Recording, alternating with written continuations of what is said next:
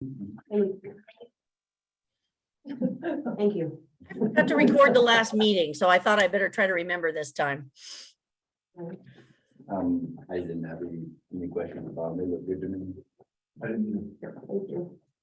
All right, Make a review. motion to approve them. Oh, yes, please. I'll second.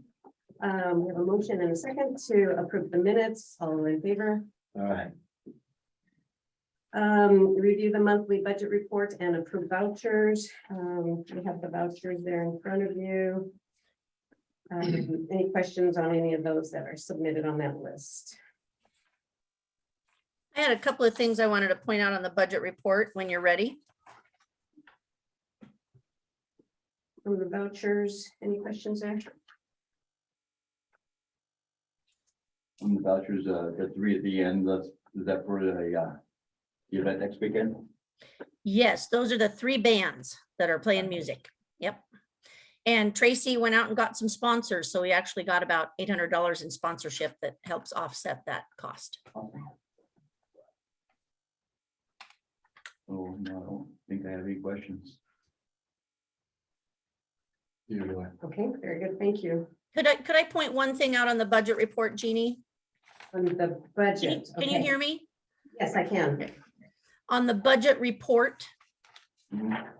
on the, I wanted to point out on the expense side that when we passed the budget last year, the commissioners at the time had asked for the the net admin and general salaries to be gross instead of net.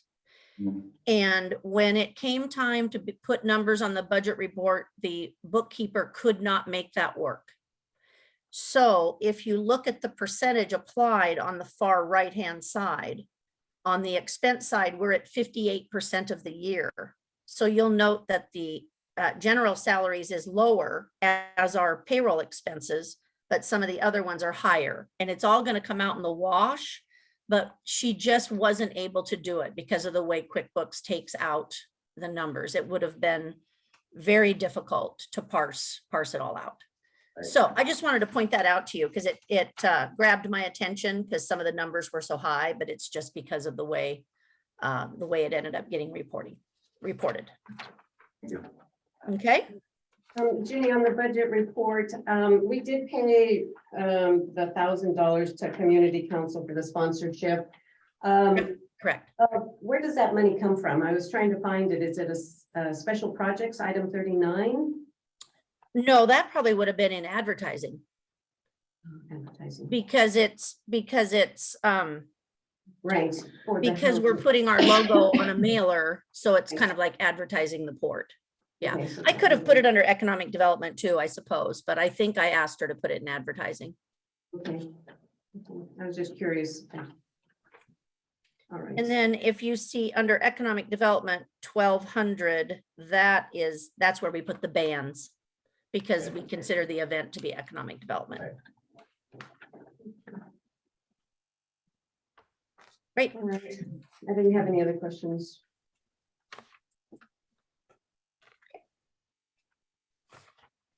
And so our signatures, when we sign that, that will be our approval. We don't need to move on that. Say that again. We don't need to make a motion to accept that. Our signatures will be that. Nope, Tracy's going to pass it down to you and your signature is your approval. Great, thank you. Great, thank you. So I do want to mention that there's this month's vouchers and last month's vouchers, Okay. because we got that one cleared up. That was a mistake. Right. So we're signing on two today. Okay, So perfect. got that figured out. Thank you. Thanks for catching that.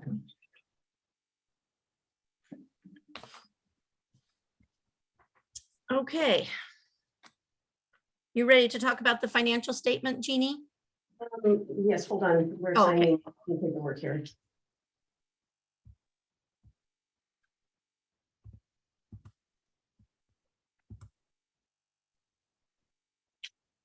This is.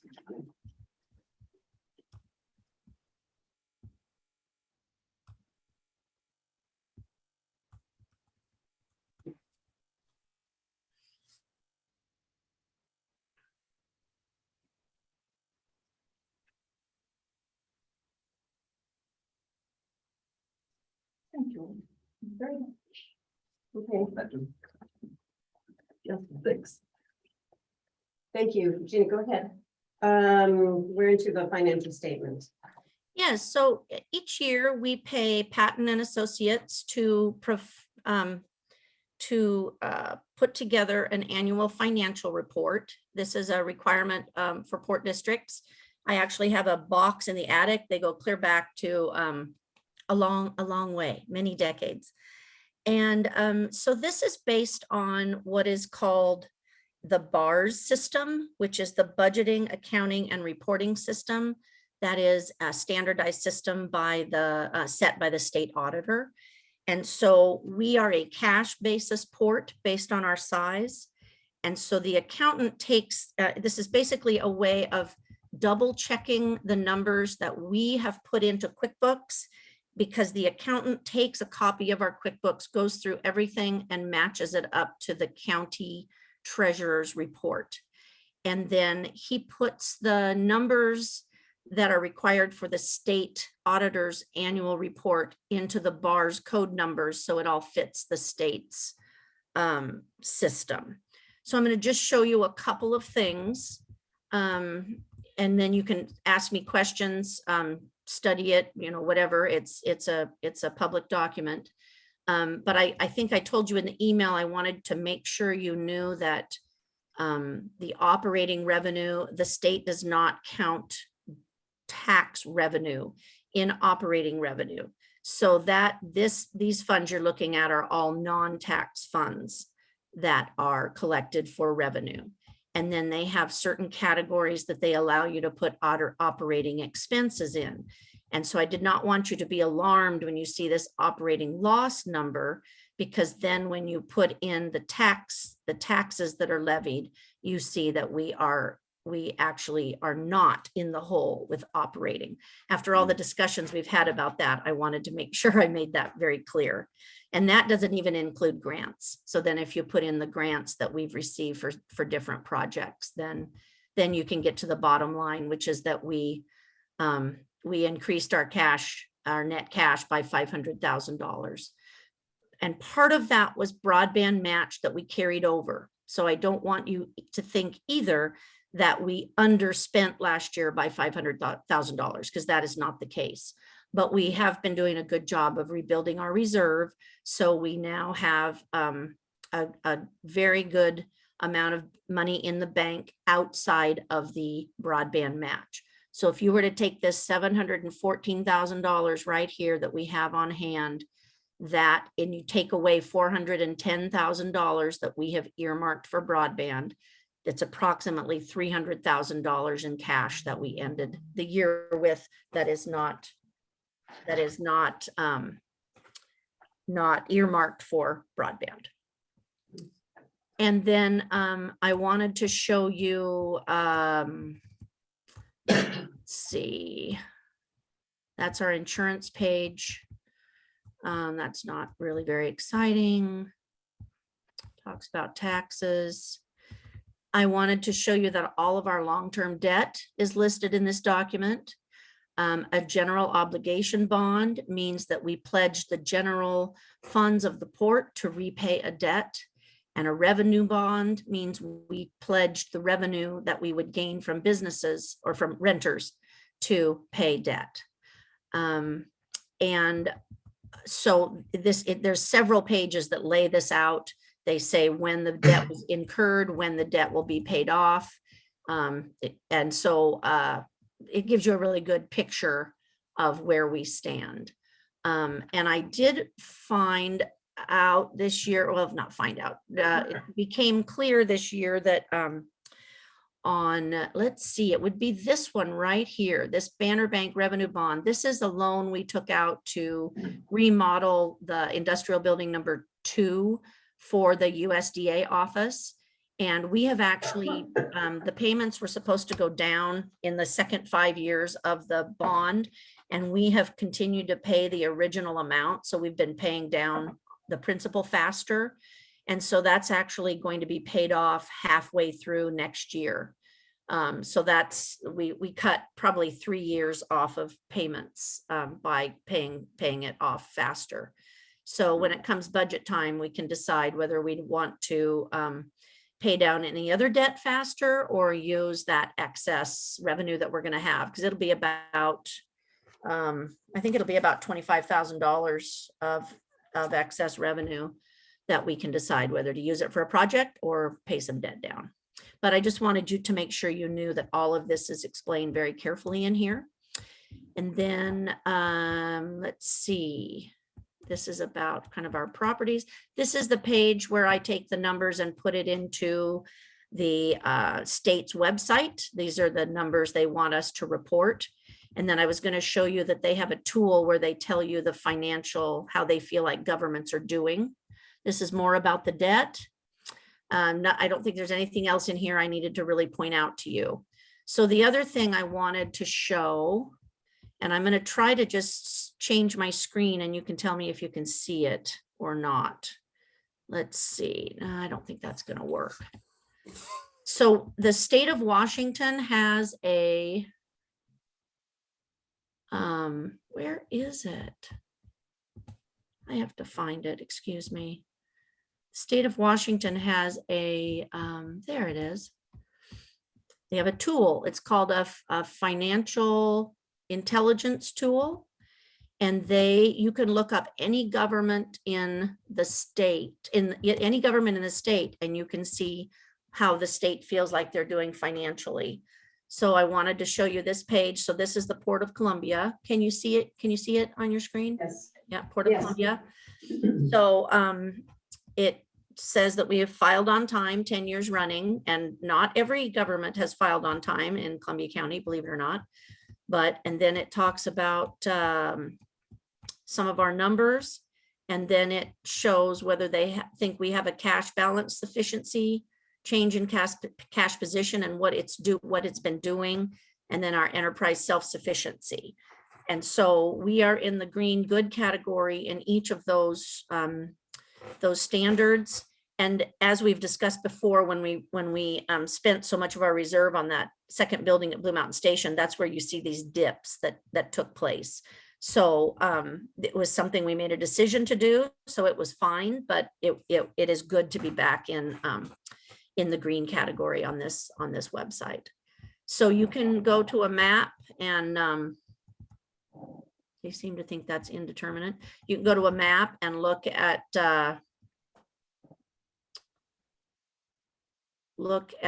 any government you want in the state. And then let's see, this one was interesting. Is it going to show up? No, this was what showed you whether the governments in the state had filed on time or not. But you can go to a map and you can click on it and find any of the governments. So I just thought that was interesting. So you can go to the state auditor's website and look things up if that interests you more. And I think that's it, unless you have any questions about that document. I'm good. Okay. All right, leases. Jenny? Yes, we have 3 leases this month.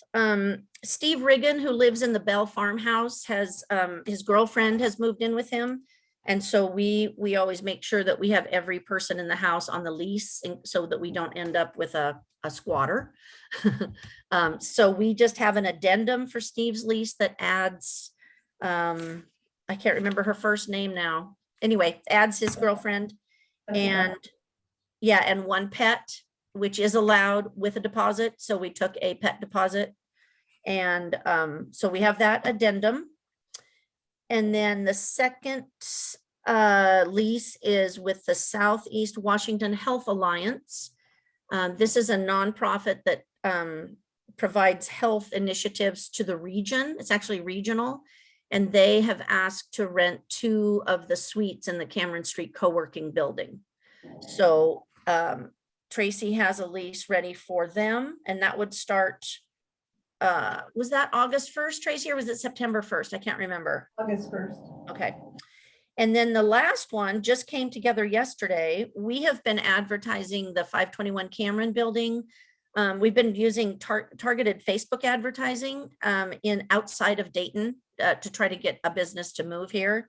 And we actually have a detail shop that wants to rent the space. It's called Columbia River Detail.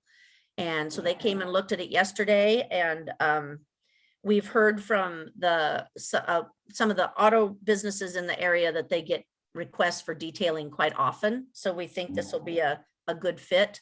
I did mention to them how dusty the industrial park is, but he said that doesn't matter. He's got everything he needs to do to take care of it inside the space, and he loved it. So Tracy also pulled together a lease for Columbia River Detail. Excellent. Right. And so your signature on those documents would be your approval. And we always have the commissioner sign first, and then we have the tenant sign.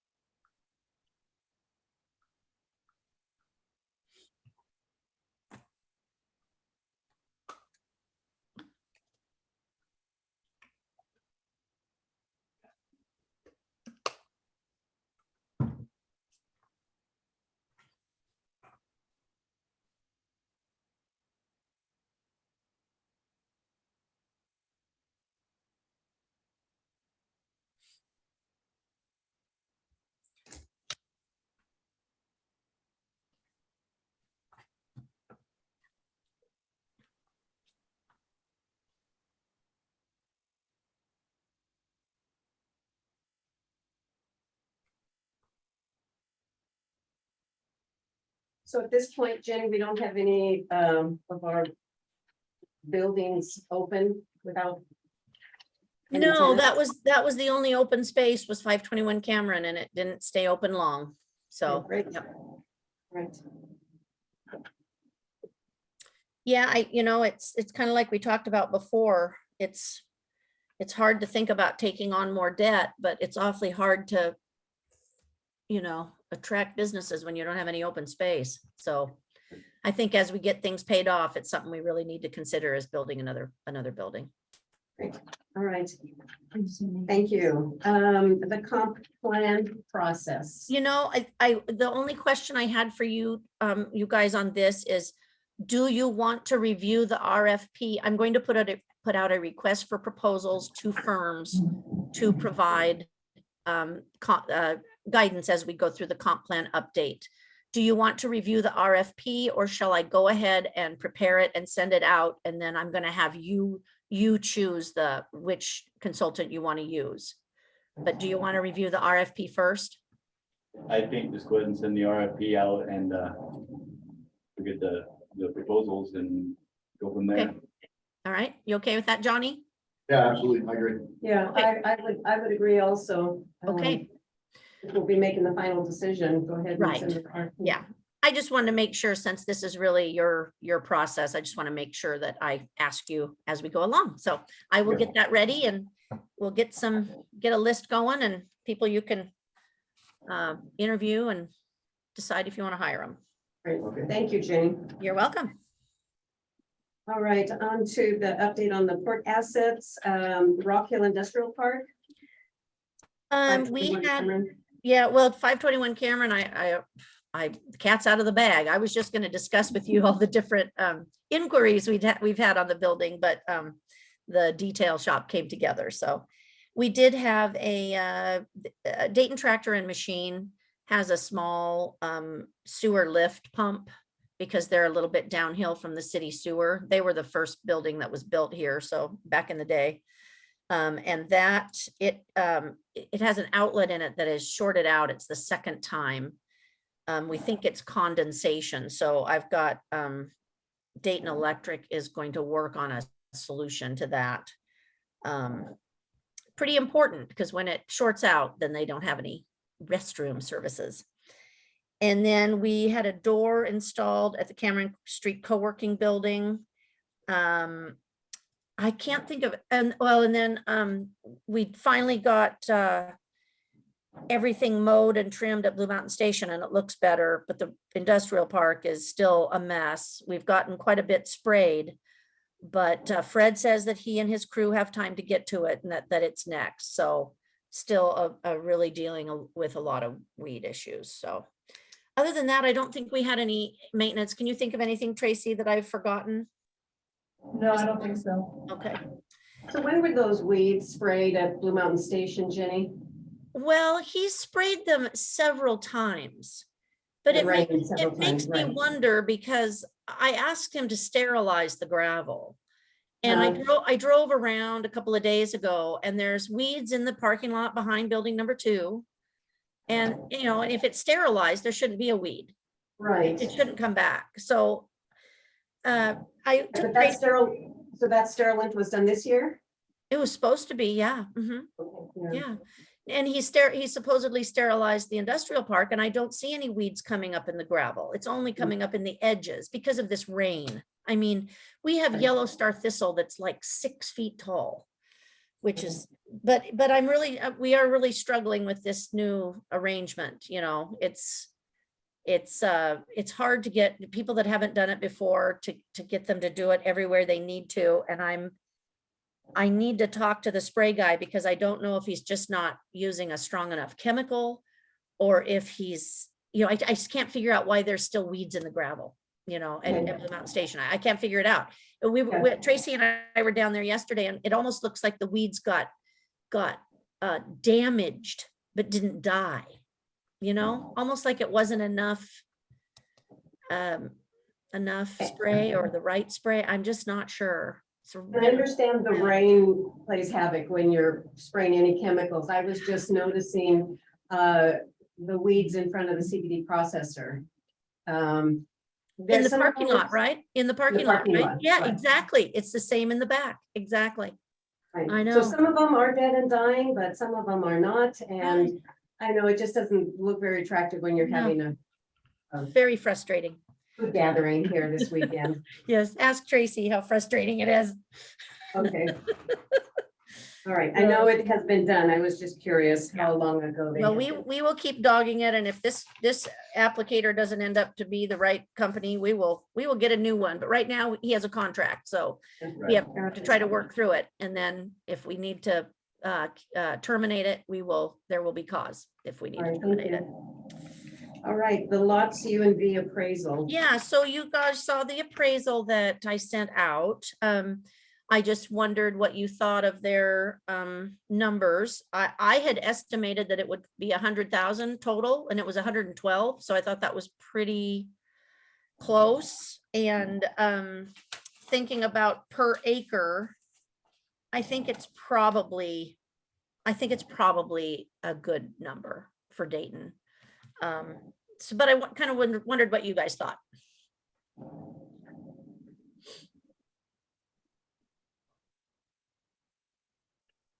I Any didn't really know comments? what to expect. You It's know, hard, so, yeah. Yeah. So, There's very little industrial property that sells in this town. And so that's why we've had to, when we sell railroad property, we're pretty creative and trying to figure out what to charge. So. right. Okay, It was interesting that 1, 2, 3, 4, 5, that he included 5 comps from Walla Walla, realizing that Walla Walla doesn't compare, but reading his narrative, he indicated, using those and then discounting by 50% and then another 10%. And so, Correct. I mean, Yeah. it looks like he did the appraisers did the best job they could. I'm not an appraiser, so I can't, I can't comment on what he came up with. So I guess it's his best estimate. yeah, and I think they're fine. I just wanted to make sure nothing jumped out at you. So I have contacted the business I've been working with on the expansion. They're supposed to pay half the appraisal. So we went ahead and cut a check for it because we need to pay it, but so I haven't heard back from them yet, but I will be pursuing that with them since we did it at their request, and we'll go from there. I'm curious, how does the appraisal compare to the assessed value? Oh, You know that? You know, I don't know. I'd have to look it up. We're so weird because we're a port, because we're a government. We don't pay tax. So I'd have to look up the assessment. You know, I didn't do that. But I can do that while we're going through stuff. The assessment on Blue Mountain Station, just for your comparison, is horrible. And well, I shouldn't say that. Extremely low compared to what I think the true value is. Like the Artisan Food Center, the building, it's very low, especially considering the revenue it generates. Mhm. Okay, I think that's all I have there for now. Okay, all right. Under Lions Ferry Marina, Jenny. The only thing I have there is that when we get our large on-site septic system permit each year, the Department of Health often has they give you the permit with qualifications, you know, with you have to do X, Y, or Z. And the last qualification we got was that they wanted a site visit. We tried to schedule it in 2021 and they canceled it. So I've reached out to them again. And so I'm just letting you know that I'm trying to, even though it's their directive, I'm kind of having to dog them. So other than that, things have been going great out there this year. I don't have anything new to report on the pull-through sites. Oh, I did get a estimate from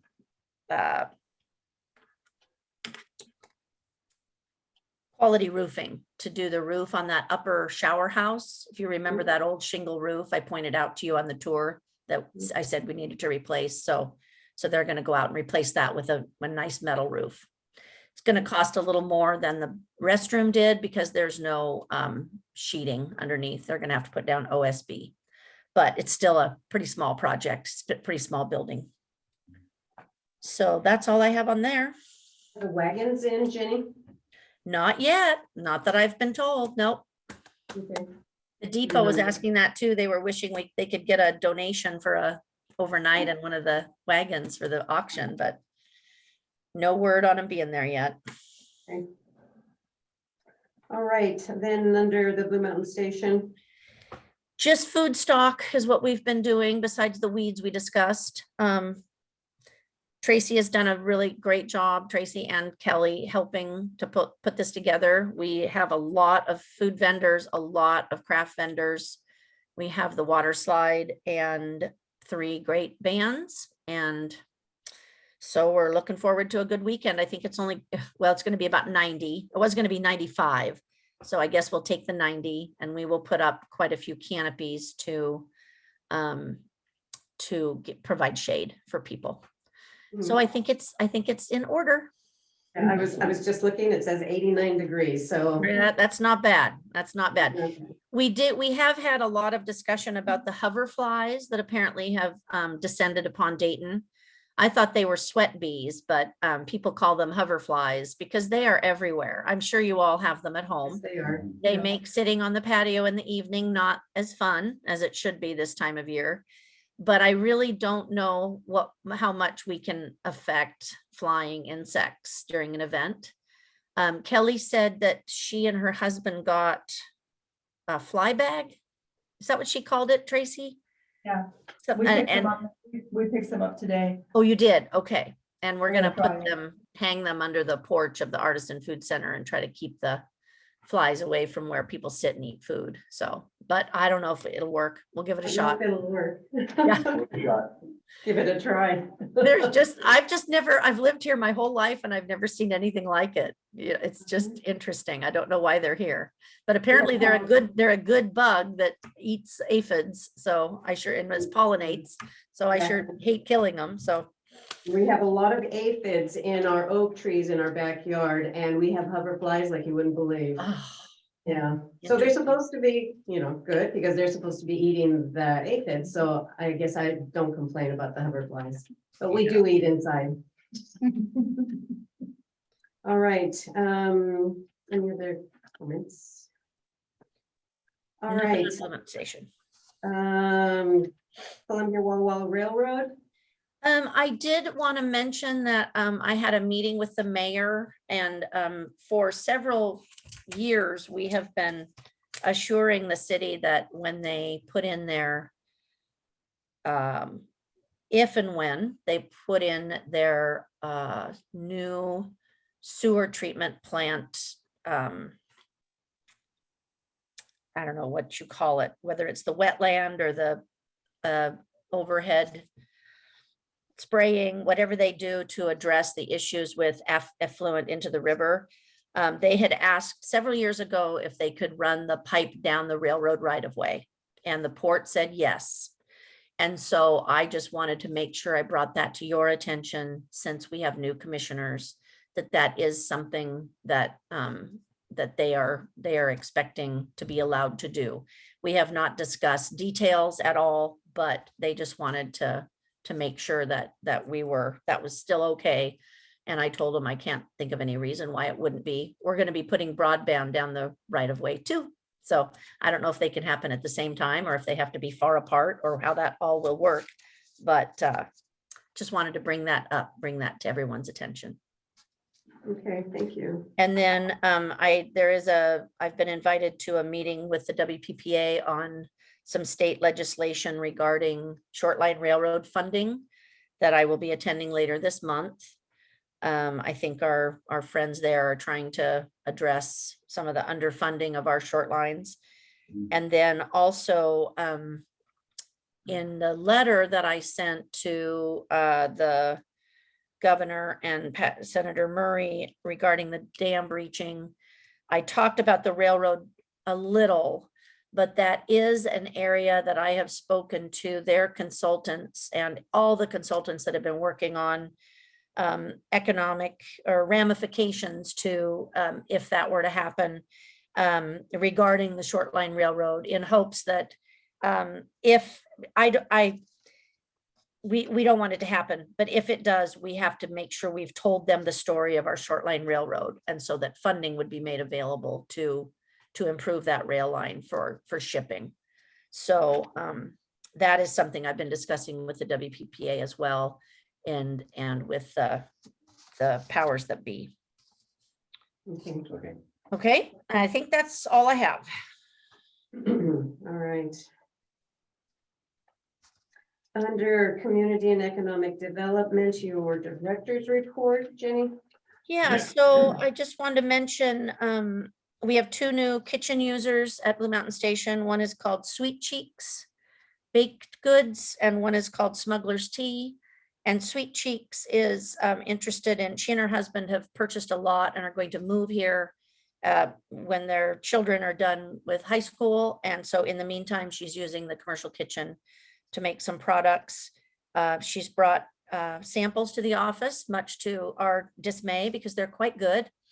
And she will be serving homemade ice cream bars at Food Stock. And then and she's looking for a building downtown. So and that is really a struggle, believe it or not. I know it seems like there's a lot of vacant buildings downtown, but to find one that is salvageable and a decent price is not easy. So I'm trying to help her, but it's not easy. Hey, let's talk about that tomorrow, or when you get back from Bellingham. Okay, well, I won't be back till Friday. And then I wanted to talk about the Eagles a little bit. I did do some investigating on, because the gentleman I've been working with that has the offer in on Woody's, there's just no action. And I called him and I called the realtor, and the lack of action is really causing because the Eagles debris, the building is sitting there untouched. And the wall that is shared with Woody's is damaged. It is causing the current owner of Woody's to be unable to even get to the wall to assess the damage and figure out what needs to be done, which has stopped the sale from being finalized. So I have requested that the city and the county code enforcement and city public works start looking into what needs to be done, because that is against code for a building to harm the adjacent the adjacent building owner. And so they are going to start looking into it and seeing what they can do about getting some action taken on cleaning up the debris and making it so Woodies can get to their wall. And then Columbia Pulp is still going through the receivership process, expecting to have a sale complete by the end of the year. Their downtown building is for sale. It is gorgeous.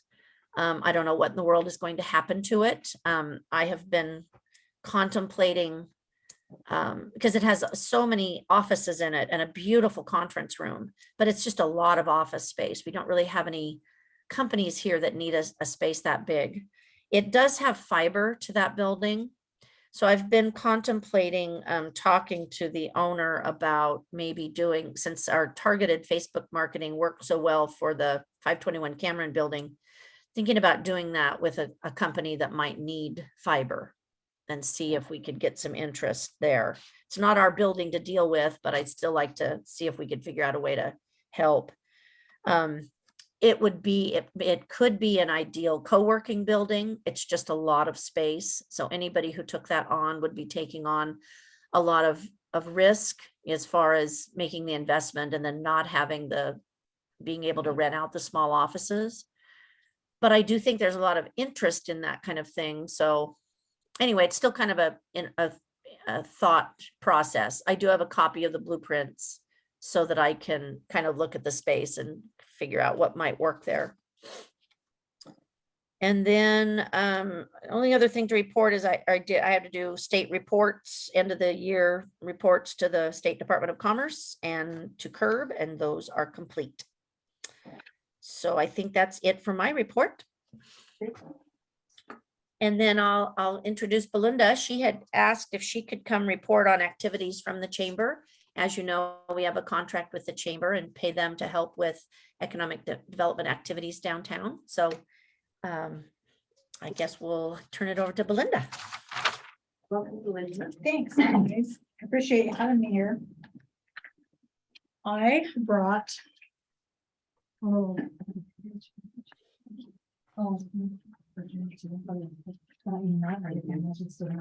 You guys, I don't know. The trees come down. This is just kind of a brief update, what we've been up to this past quarter. We've been busy. I have my notes. Used.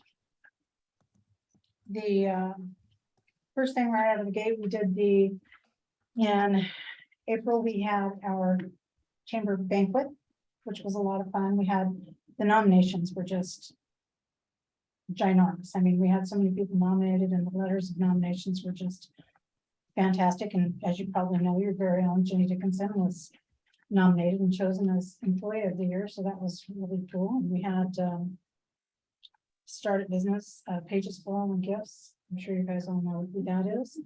Nonprofit winner was the club. Employee of the Year was Jenny, and Business of the Year was Puget Sound Energy. Our Youth of the Year was Trista Valaro. Are you guys familiar with her? She is an absolute go-getter. She's awesome. And then Betty Lou was our Citizen of the Year, so that was pretty cool. We try to support businesses and other nonprofits in any way we can. This includes writing letters of support for when they're approached and asked, and if it's something that we can do, we do it. Including, we did a letter for the horse racing. I want to bring horse racing back to Dayton. We supported that. We wrote a letter of support for the golf course irrigation project, trying to help them get grant money. So we do a few of those. We show our support for the community in any way we can, like posters. Our windows are just covered in posters, which I always think is fun. We put things up on our reader board. We put things on our website, our Facebook page. We try to make sure that information is out there for everybody. One of the biggest challenges, of course, has been the lack of childcare. We're trying to help, in any way we can. I don't know, always how that is and how that looks, but we did the community forum. Some of you guys were there, and that was awesome. And you saw what was there. But I guess there's another direction that they're looking at, so that might be even a bit closer to happening, so I'm excited about that. That was a big deal. The end of May brought Dayton Days and the Dayton Days Parade. That was a fantastic turnout. We had, the streets were lined with people. That was my first project when I moved here a year ago. And so now, to me, that just kind of is near and dear to my heart because it was just so well attended. And I don't know if y'all saw, we had this little event All Those Weekend, which was huge. This planning for that starts in January. We have a meeting in January and go from there. And, you weed out what worked last year and, what didn't work and figure out what you want to have and not. In the past, they've had an event called Roll the Dice. And I think that event has it's just gone by the wayside, but it's filled in with another game, so it's constantly evolving. It's just moving forward all the time. This year we had the Cackle cars, the Nitro cars. If you guys got down there and saw those, those were a huge hit. I was a little worried because of the noise and the fire from it, and people react so differently to all of that. But everybody was really enjoyed that. We had the movie at the theater, which was American Graffiti. We actually had the big red chair from the movie. It was the actual chair that was there. It was here. Kids absolutely loved that. Pictures taken on that all day long. We had Elvis and Patsy Cline were here, but they kind of got a little bit rained out and winded out, and it was a challenge for them to perform actually. Of course, the demo derby was successful along with the beer garden. That was huge turnout for that. That was just phenomenal. And the Father's Day breakfast and golf course, the tournament wrapped up the whole weekend. So it was really a good turnout, a good weekend. We were down a little bit in cars, but that was between rain and gas. Gas is really huge. We had new this year, we had vintage snowmobiles, and those were really cool. We had a motorcycle group showed up. And they were awesome. And both of them, they're like, "Can we come back?" And we're like, "Of course you can," So it was a good experience. We had people here I talked to from Bozeman, Montana for the first time here bringing the car, and they're excited and they'll be back again next year. So it's just a constant change. It's, you think that, oh, it's just all those again, but it's different every year. I don't know if you guys have noticed, our reader board is looking a little not well. So we're trying to find funds to replace it. And the reason I say replace it instead of fix it is because it's obsolete. They have no parts left for it. The company, the Stewart Sign Company is who has those, and they don't have those parts anymore. So we're getting quotes and they're high. They're really expensive. It's between $25,000 and $30,000. And that sign, I thought, brand new from start to finish, from the base and building the pole and the whole 9 yards, I thought would be around 30,000. This is just to replace the guts of it. I'm just mind blown by it. And it's incredible. So we're still working on quotes for that. I've applied for a grant and I'm looking at another one that I think will apply for and see if we can get some grant money on that. See if we can get that fixed. And our sound system is okay, but it sure could be better. So I've also applied for grant money for, updating that sound system because it's kind of important, especially during parades. We had it in the old health department building, and they had us move it out of there. So now we're bringing it down to the chamber, and we have the wires pulled. We had them connected and everything. So now we just need to finish it and put it in the basement and bring it out and do all the wiring and that kind of thing. But right now we're just kind of doing a fill-in thing with that. So we're looking at updating the sound system as well. We do have our sweet shop downtown Dayton. They brought us goodies too. These people are just don't play fair. They're very good. Vicky Sweet Shop. She's in the old Locally Nourished building. And they also bought the old Frontier 2 building. So what they're planning on doing is down the road, they've got the apartments upstairs. There'll be 3 apartments upstairs, and they'll get those all remodeled. And I think Kim had those framed in. So they're going to finish doing the remodel and all that. Downstairs, they'll do some more. And then I think what they're going to do, don't quote me, but I think they're going to move the sweet shop into that building when it's finished. And then the other building, they'll do some other stuff in there too. And then in the building that they're in now, they'll create a laundromat. Hmm. So that's something very much needed. We get a lot of calls on that. Their grand opening is Friday morning at 10:30. So if you'll have an opportunity to stop by and poke your head in and say hi, that'd be awesome. We're gonna do a ribbon cutting for them at that time as well. So lots going on. Alumni Parade is this coming weekend as well, so. It's busy. It's been very, yeah, it's very much moving. Have you guys got any questions? Is there anything I can answer for you? Thank you. You're welcome. No, thank you very much for You your bet. report. You bet. Thanks for having me. Mhm. Thanks, Belinda. Yeah, Jenny. Okay, Jenny, housing. All right, so we've had these discussions about housing, so I thought I know Seth's done some research and I'm trying to do some research. So what I'm learning is that there is no legislative authority, like I thought, for a port. Well, I should say there is no specific legislative authority for a port to do housing. But there are a couple of ports that are that have development plans that include housing. This is one that I'm sharing right now, is the Port of Bellingham.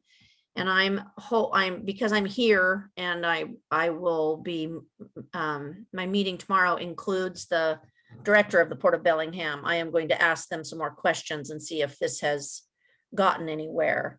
But and I also, the Port of Pasco also has a project. So this one in Bellingham is they have affordable housing units, a classroom early learning center, and then a food campus, kind of like Blue Mountain Station. It's a local agricultural processing business incubation. And so what I'm learning is that if a port district, if the development has a commercial aspect, then their attorneys are telling them they can include housing in the plan. None of the ports I've spoken to yet are building the housing. They're just selling the land for housing. But if you think about, I'm going to see if I can find this other one without having to stop share. If you think about the Blue Mountain Station site, that is basically what they're talking about here. And if we were to sell a piece of it for the housing, keep part of it, sell part of, make it hopefully attractive to a developer. Or I think this Mercy Housing Northwest is very similar to, Jeannie, remind me the name of the housing trust in Walla Walla. Can you remember? Yes. No, I can't remember. Okay, anyway, the ones that we've talked to you about that's where they would buy the land and keep the land, or what they hope is that they get it at an affordable price from a government. And then they keep the land, they build the housing units. The housing units can be sold to the owners, and then they can be resold so that the owner does get a return on investment, but there's a cap to how high they would be able to sell the units for. And then, as we know, some of our need here doesn't have to do necessarily with affordability as much as it does. Well, I should say it doesn't have to do with low income. It has more to do with the study that said we were lacking studio and 1 bedroom, and we know we need apartments. So anyway, there is this model. I've yet to see if they're building, but there is this model. And then there is also one more. I'm going to see if I can find it and show you, because it had a picture. Port of Pasco, this is the one Seth sent me.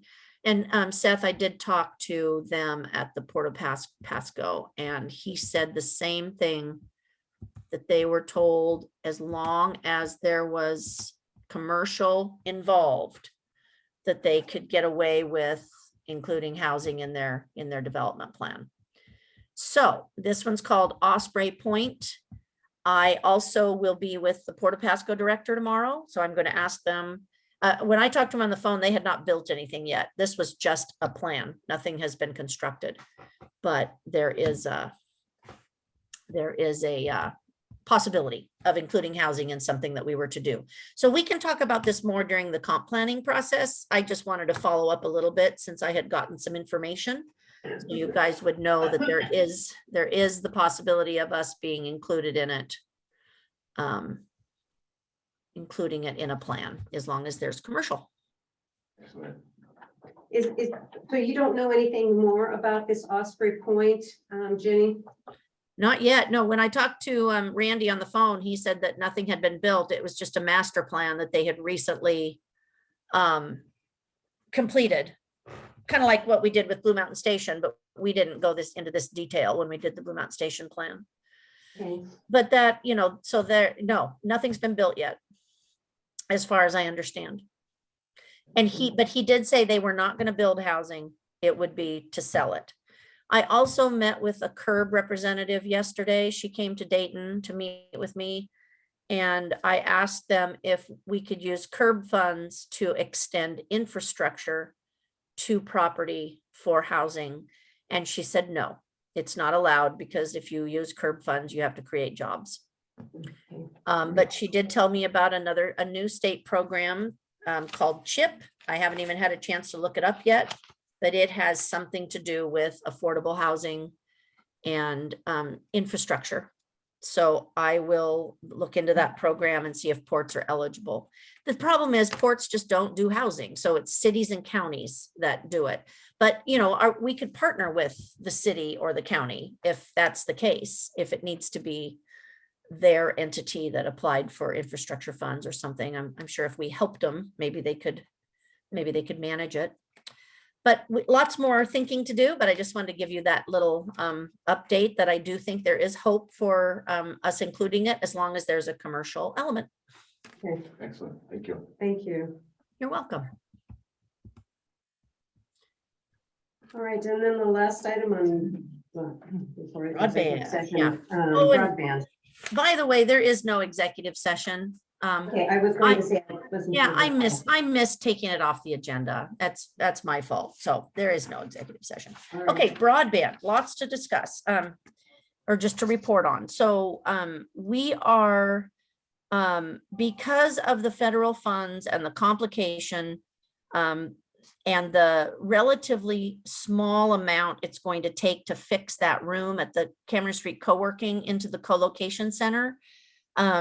The engineer and Kara and I have decided it would be way smarter for the port to just do that with our own port funds than it would be to try to use the federal funds. So we can use our land and capital improvement line item, which still has $24,000 left in it. And it's not going to cost that much, but we need to put in a new door. We need to put in a electrical box, just a empty electrical box that has 4 conduits that will take the really large cable and feed it into that room, and then an HVAC, just air conditioning only, because the room has to have separate cooling.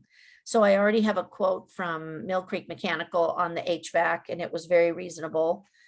So we're going to start working on that kind of separately from the federal funds. We have one of those checks or one of the voucher things you approved tonight was a $1,500 fee to the county for the franchise agreement. Neither the city nor the county has a clear franchise application process, but we have put together maps and put together all the information we can. I am submitting, Tracy will mail the one to the county tomorrow with that check. And I have been in discussions with the city, and they are ready to enter into an agreement. I just am going to have to write the agreement probably for us, and then they can send it to their attorney and make sure it works for them. So those are both really important pieces that have to get going before we can do any construction. And it's really kind of a formality. A city, as long as an entity is meeting the requirements of a franchise agreement, a city or a county can't really turn anybody down. So it's a formality, but I believe if everything goes well, it will be on the city's agenda in August for them to approve the franchise agreement with the port. This allows us to build telecommunications system within their city, their right of way. We have about 200 of the pole attachment permits have been submitted to Pacific Core. Pacific Core will only accept them in batches of 25, and we have hundreds to submit. So this is an ongoing process. This is also something that needs to be, the permits need to be pretty much in place before we go out for bid. One of the next moves we will make is to visit the apartment complexes in town, because when it's an apartment complex, you don't necessarily want to build a fiber connection to every unit. It might be that we would build a fiber connection to the building, and then the internet service provider would find another way to deliver service to each of the units. So we will be meeting with them with the internet service providers to figure out how we're going to lay those out. We have been working on insurance. The ports that have come before us that have worked on broadband, most of them have not had any luck getting them insured. So Endurus, which is our public insurance entity, they have been, the ports have been pushing them and saying, you have to figure out a way to insure this. And so they've figured it out. So there will be up to $500,000 per occurrence maximum for any events that happen to the fiber system. There will be a $2 million cap per year on the fiber system. And really the reason they're doing this is to mitigate wildfire risk. I think that, I mean, most issues that happen with a fiber system are somebody digs it up by accident. And usually the maximum cost that would be like $30,000. And well, I mean, it could be more, I suppose, but usually it's the contractor, whoever dug it up has to pay. But on occasion, if there's a hit and run, somebody hits a pole and wrecks the system and drives away, and there's nobody to get money from to help fix it, that could be an insurance claim if we didn't have enough funds on hand to fix it. So that's why they think the $500,000 per occurrence is well above what would be needed. But luckily they're getting it done. They're going to charge regular property tax rates based on the value of the system. So this should not make our insurance go up more than a few $1,000s a year. And that is really good news, because this has been a real struggle. So very good news that they're doing that. And because we haven't really talked about it in detail, I wanted to give you an example of what kind of revenue the port will have when this is constructed. So we have 1,287 premises in this first project that we're trying to make available to have this service. They don't have to have it, but if they want it. So if 30% of the premises were to sign up for this system, that would be 386 customers.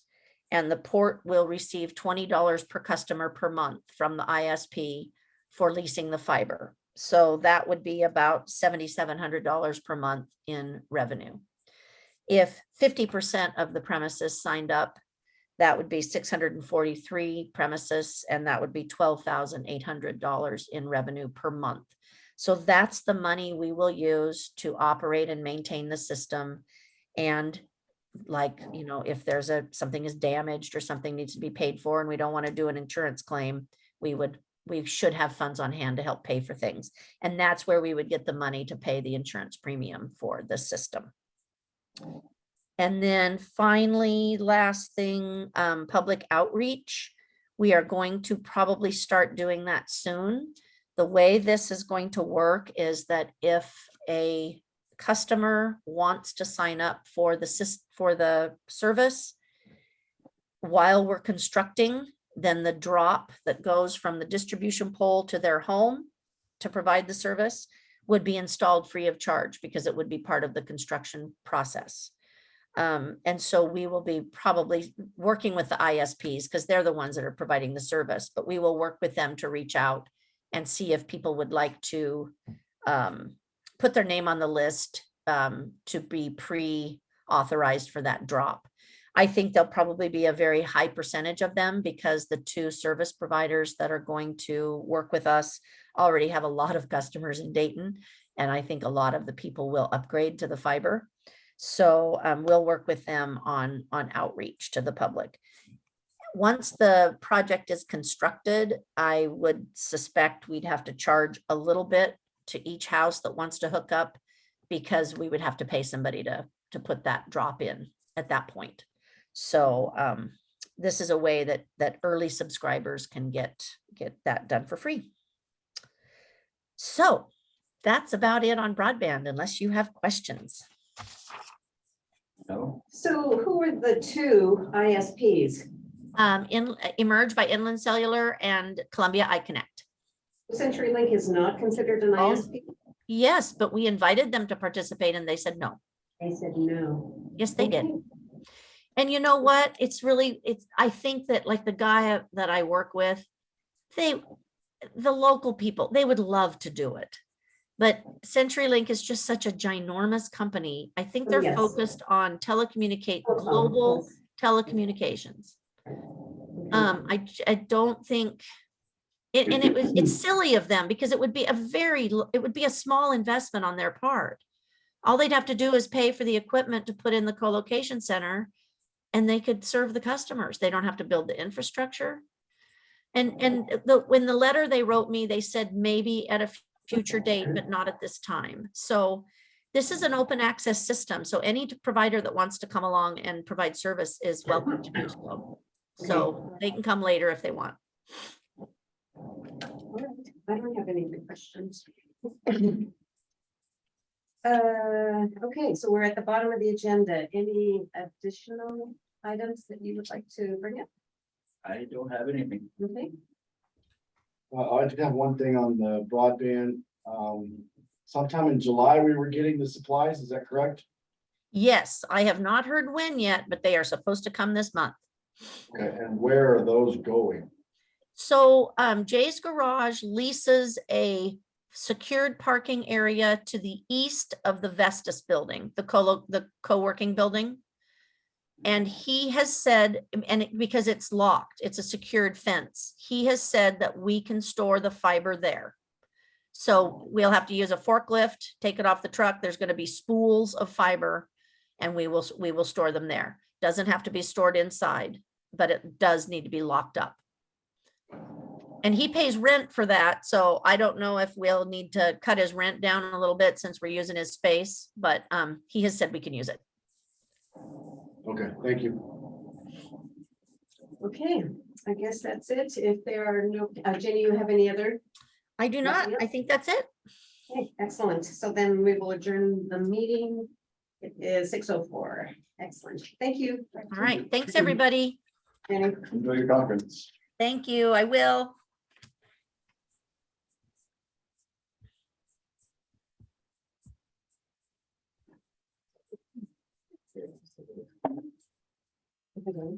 Thanks for coming.